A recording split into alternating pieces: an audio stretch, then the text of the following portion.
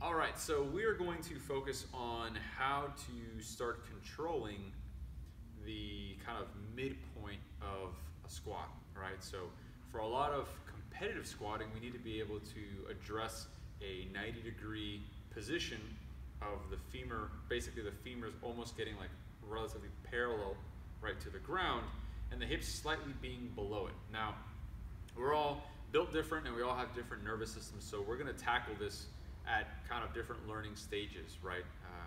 Understand that our motor behavior, how our bodies react to things, is largely based on our a healthy motor control system, right? Brain, nerves, muscle, all that stuff.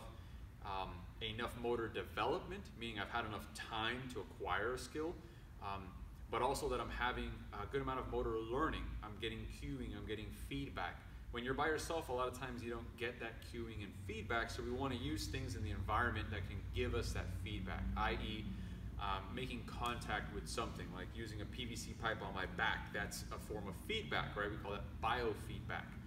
So I'm going to use here a bench, essentially, to start getting me used to what it feels like to have a stopping point right before I get to that 90, so that I'm not bottoming into the squat and using the stretch reflex to get out. Now, given that's totally acceptable, and a lot of athletes need to use that, but that should not be how we're training the squat all the time, right? Because we are going to be increasing the amount of load on some tissues that are unable to contract. So we call these inert tissues. That means like a ligament that holds your bones together.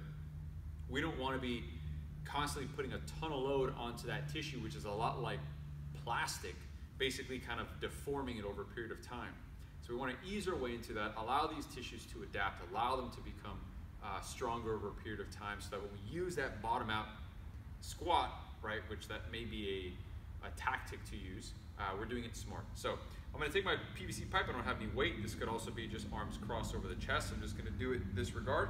Mind, I'm using a high bar positioning. I am not in a low bar positioning. Okay, so in a high bar position here, I'm off on my bench, so I'm on a relatively high surface. This is actually a great way to practice your squats also. So from here, I'm essentially going to take a good deep breath in. My eyes are kind of targeted to the ground. I'm not looking in front of me or looking above. I'm almost at a 40, 45 degree onto the ground. I'm going to initiate some weight to start transitioning onto my feet. And what I don't want to see happen is this. See how my back is arching into that lumbar extension? I don't want to see that happen before I initiate coming off the bench. I want to keep myself with a nice solid neutral spine as best as I can, or relative to itself. Initiate the glutes to contract, feel the weight go on my feet, and I'm going to pause this position. Now to get further down, I'm not going to get down by hinging, I'm going to get down by driving the knees.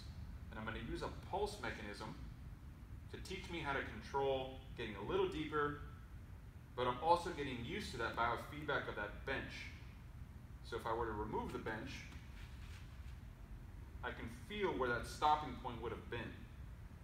Obviously the bench gives us a cue, but it also gives us a way to work slightly beyond, right, our capability without a friend. So if I get real tired, I can just stop and take a seat, and I'm really not at any risk of getting hurt.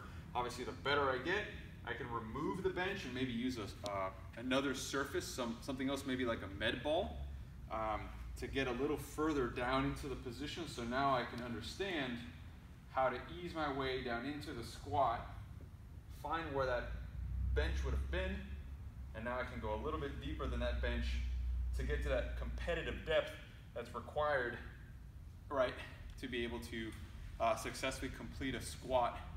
Now, mind you, that's a high bar position, which is much more quad centric. If I wanted to use a low bar position, relatively speaking, the example is just the same.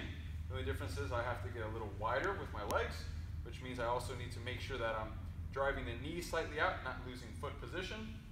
But again, I'm not going to arch the lumbar spine. I'm going to try to stay in as best neutral spine position as I can, inch my way forward, and then again go through a small little pulse, so that when I remove the bench and I get better at that, I can get further down into that competitive depth that's required for me to be able to successfully complete the squat. probably one of the biggest issues we can find here is not spending enough time in this position. So get comfortable with either a 5, a 10, a 20, or 30-second hold, or 5, 10, 20, 30 seconds of pulses, which can be done with a PVC, can be done with a kettlebell if you're having some shoulder problems, an empty bar, or even starting to load a bar. And obviously, it doesn't always have to be with a bench. We can definitely use a box, which is a much sturdier and wider surface to sit on. So that is a pulsed box squat.